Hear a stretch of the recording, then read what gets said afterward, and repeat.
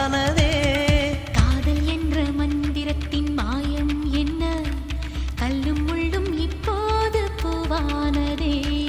வானவில்லின் துண்டொன்று மண்ணில் வந்து யாருக்கும் சொல்லாமல் பெண்ணானதே.